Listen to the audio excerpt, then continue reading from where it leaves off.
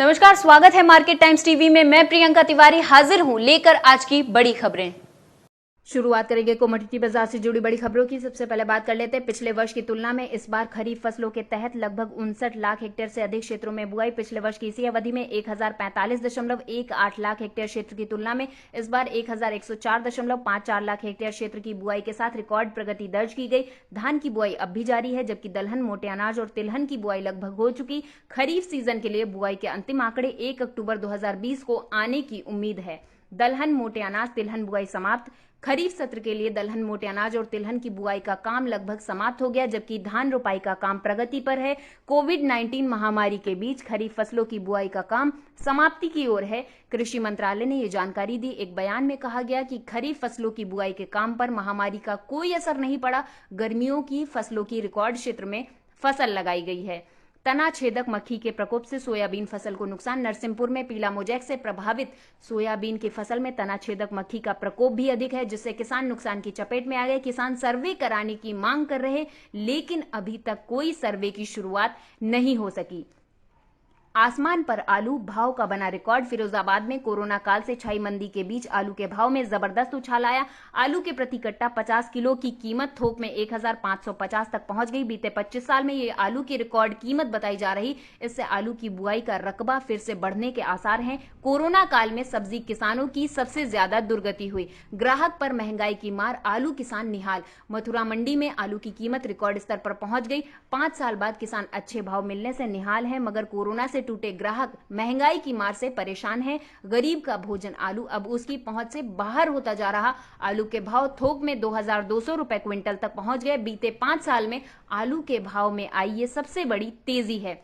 50 पार पहुंची प्याज। संकट के बीच आने वाले दिनों में अब प्याज आपको रुला सकती है। कुछ राज्यों की प्याज की फसलें खराब हुई, इसलिए वहां से प्याज की मंडियों में सप्लाई नहीं आ रही। इसके अलावा भी महाराष्ट्र में भारी बारिश होने की वजह से भारी तादाद में प्याज के स्टॉक सड़ गए। वहीं इस बार की फसल के लिए प्याज का जर्मिनेशन भी ठीक से नहीं हुआ, तो इस तरह से प्याज महंगी होने को लेकर कई कारण बनते दिख रहे।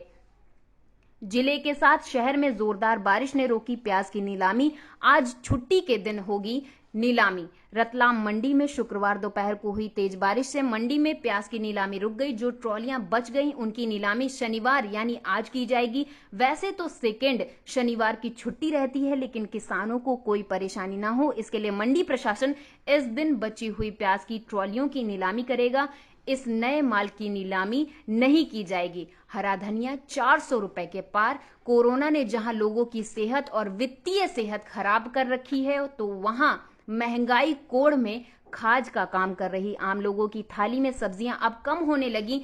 इससे जो अब रही सही प्याज, टमाटर लोगों को आंसू निकाल रहा, अब रही सही कसर हरा धनिया निकाल रहा। हरे धनिये के दाम 400 रुपए के पार पहुंच गए। दिल्ली में अब मौसमी फलों और हरी सब्जियों की नहीं होगी किल्लत। अब मौसमी फल ही नहीं, हरी सब्जियों की किल्लत भी राजधानी में रहने वालों को नहीं होगी।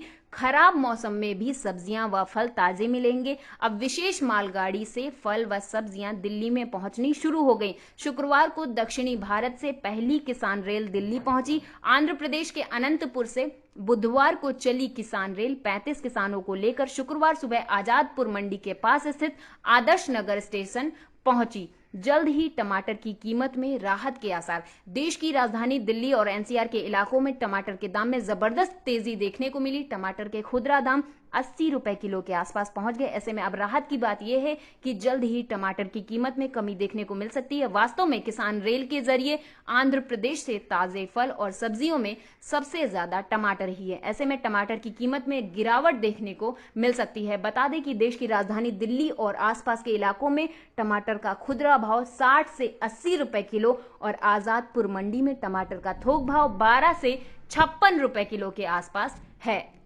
Bureau report, market times TV.